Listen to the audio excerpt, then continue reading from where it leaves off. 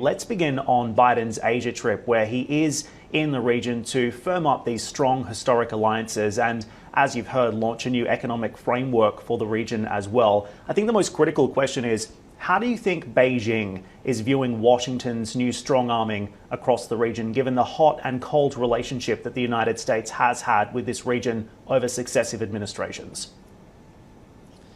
Yeah, thanks for having me. So I think Beijing is going to be watching very closely what happens during Biden's trip to South Korea and Japan. And really, there's a few aspects of this. I mean, one is the Indo-Pacific economic framework to see if that actually amounts to anything. We don't have any real details on it yet, and I suppose in the next few days we'll get more. I mean, the Biden administration has said that it's going to involve infrastructure, energy issues, digital economy, and those types of issues, but no additional trade access to the United States. And when you look at what Beijing is doing, I mean, there's a lot of trade access to China, and so I think they'll be watching very closely what we do there. And then, of course, the Quad summit that will be held in Tokyo on Tuesday. Beijing's very wary of the Quad, right?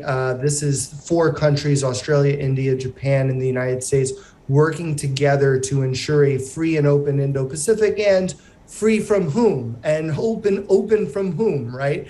It's, of course, parenthetically referencing Chinese coercive activities throughout the Indo-Pacific. So all eyes will be on that. And then, of course, meeting with the new South Korean president in South Korea. I mean, that, a lot of that's going to be based on North Korea, dealing with North Korea, but to some extent, China as well. Derek, coming into the Quad meeting, Japan had warned that Russia's invasion could be replicated in Taiwan. And I wanted you just to take a step back and look at this situation here. Is there a risk that China could perhaps take advantage of some of the military commitments globally that we now see deployed in Ukraine to ultimately launch its own attack here on Taiwan? I know it sounds like maybe a far-fetched statement, but this is something that is seriously now being thought about in the United States and elsewhere.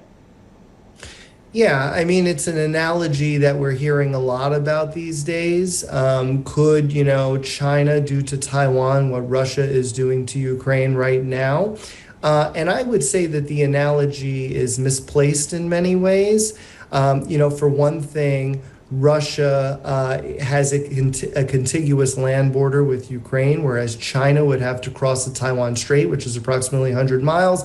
Doesn't sound like a long distance, but go back in history and take a look at the success and failure of amphibious landings, even at short distances, and it's not very good.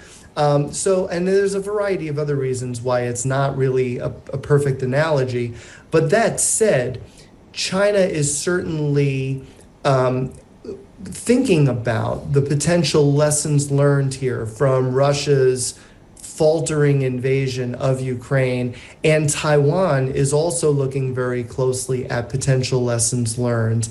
And I think for China, it's clear that they're going to get international criticism, and the United States, along with its allies and partners, is going to try to decouple it from the global economy. Just like we're doing with Russia, putting an insane amount of sanctions on Russia in every aspect, China's got to expect the same. For Taiwan, it's all about asymmetric defense, improving their military capabilities so that they can prevent China, hopefully, from landing on Taiwan with its military forces. But in the event that it can't, and increasingly in the overall balance of military power, they probably cannot prevent that, being able to fight a guerrilla fight against invading Chinese forces, just like the Ukrainian resistance is doing now against the Russians.